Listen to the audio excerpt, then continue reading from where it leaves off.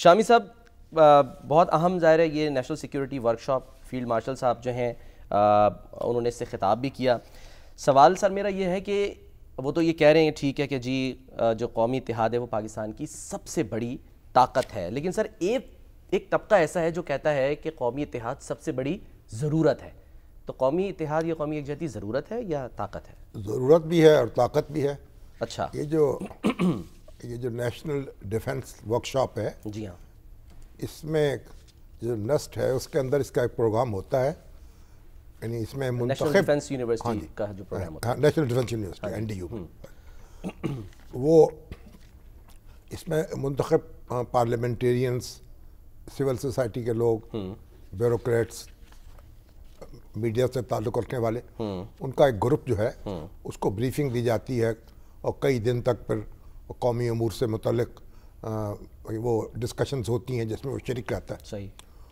تو اس کے شرکاء جو ہیں ملک بھر سے منتخب ہوتے ہیں، اور وہ اب ایک جو ورکشاپ چل رہی ہے اس کے جو شرکاء ہیں انہوں نے GHQ کا دورہ کیا. صحیح. اور وہاں فیلڈ مارشل عاصم منیر جو ہیں ان سے بھی ملنے کا ان کو شرف حاصل ہوا.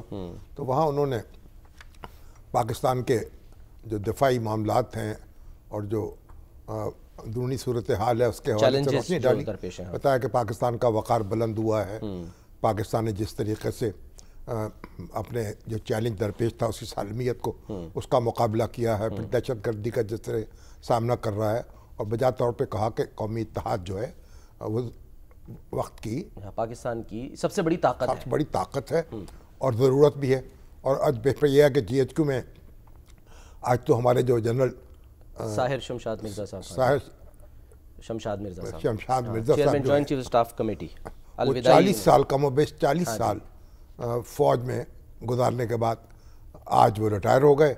ان کو الوداعی تقریب ہوئی ان کے اعزاز میں، اور اپنی طرز کے انوکھے جرنیل تھے، منفرد. اچھا.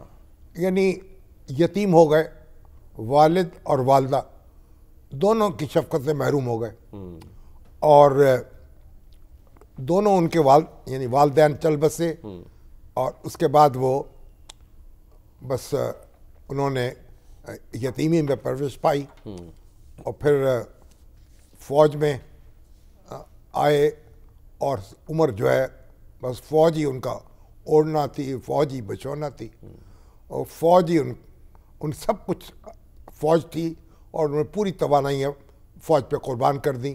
اور آج وہ 40 سال گزار کے رخصت ہوئے ہیں. تو سب سے اعلیٰ جو عہدہ ہے chairman joint chief of staff committee, اس کے چیئرمین رہے. اور اس کا سر ہم یہ کہہ سکتے ہیں کہ تاریخی اس اعتبار سے کہ یہ آخری دفعہ آخری بار یہی اب یہ منصب ختم ہو گیا. یہ منصب قائم کیا تھا ذوالفقار علی بھٹو صاحب نے جب وہ سقوط ڈھاکہ کے بعد، جب وہ صدر بنے پھر وزیر اعظم بنے. تو ضرورت کیوں شامل اس کی محسوس ہوئی؟ اسی لیے ضرورت تھی کہ ایک کوارڈینیشن ہو تینوں افواج میں، اور اس کی وجہ سے یہ عہدہ تخلیق کیا گیا اور کمیٹی پوری بنائی گئی جس میں سارے چیف جو ہیں آرمی، تینوں فوجوں کے چیف جو ہیں، نیوی اور ایئر فورس اور آرمی کے سربراہ جو ہیں اس میں اس کا رکن ہوتے ہیں.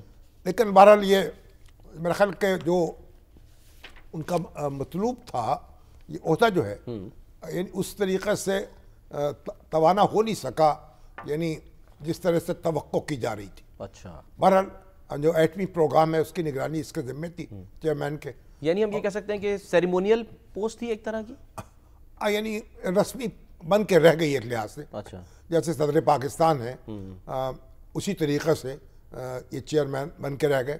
ٹھیک. اور لیکن اب یہ ہے کہ اس کا اب یہ جو حالیہ ہماری جنگ ہوئی ہے، جو جھڑپیں ہوئی ہیں بھارت سے، اس کے بعد یہ سوچا گیا کہ بھئی یہ ایک بڑا طاقتور جو منصب ہونا چاہیے، تو ایک نیا منصب کریٹ کیا گیا جو چیف آف ڈیفنس فورسز. اس پہ فیلڈ مارشل ہمارے عاصم منیر جو ہیں ان کا تقرر ہوا ہے. وہ پہلے اس لحاظ سے پہلے سربراہ ہوں گے اور وہ 5 سال اس عہدے پہ فائز رہیں گے. اس سلسلے میں شاہد صاحب کوئی یعنی کیا ہوگا، کوئی تقریب آپ کو لگ رہا ہے کہ ہوگی، یا کوئی حلف اٹھا سکتے ہیں؟ میں کچھ کہہ نہیں سکتا، چھڑی حوالے کی جائے، کیونکہ چھڑی تو اب وہ ہے نہیں ان کے پاس، کیونکہ پہلے وہ ہیں تو کسی دوسرے کی چھڑی تو ان کے کام نہیں آئے گی نا، ان کی تو اپنی چھڑی ہوگی پہلی کوئی چھڑی. تو مگر یہ ہے اب چھڑی تو ان کے پاس موجود ہے نا، جو چیف آف آرمی اسٹاف کے طور پہ حلف اٹھایا تھا اس وقت چھڑی مل گئی ان کو. لیکن اب یہ ہے کہ یہ ہو سکتا ہے وہ نیا حلف اٹھائیں اور ہو سکتا ہے نہ اٹھائیں. کوئی جو حلف اٹھا چکے سمپل کوئی نوٹیفیکیشن نہیں آتے ہیں کیونکہ چیف آف آرمی اسٹاف کا حلف اٹھا لیا اور اسی عہدہ ان کے پاس ہے، اس میں اب نیا ٹینور ان کا شروع ہو جائے گا. بہرحال یہ تو ایک یعنی اس کی قابل ذکر بات نہیں ہے. لیکن ہم یہ کہہ سکتے ہیں صاحب کہ اب کل کے بعد سے ایک نئے دور کا آغاز جو ہے نئے دور کا آغاز ہوا، اس میں کوئی شبہ نہیں ہوگا. ایک فوجی ہائی کمان جو ہے اس کو ری آرگنائز کیا گیا ہے اور ظاہرہ کے general field marshal Asim Munir جو ہیں ان کو یہ فخر حاصل ہوا ہے اور کہ وہ پاکستانی فوج کے پہلے سربراہ ہوں گے اور انشاءاللہ پاکستان جو ہے اس کی دفاعی طاقت جو ہے مزید مضبوط ہوگی اور مربوط ہوگی. اور آج تو دیکھیں نا نیوی جو ہماری پاک نیوی ہے اس کا اینٹی شپ بیلسٹک میزائل کا تجربہ بھی ہوا ہے، وہ بھی پاکستان نے خود تیار کیا ہے اور اس کی بڑی دھوم مچی ہے. تو پاکستان فوج نے، نیوی ہو، ایئر فورس ہو، آرمی ہو، انہوں نے اپنے فرائض جو ہیں بہت کمال یعنی حسن و خوبی سے انجام دیے ہیں اور ہم ان پہ بے ذات طور پر فخر کر سکتے ہیں. اس کی ذرا ٹیکنیکلٹیز پہ بھی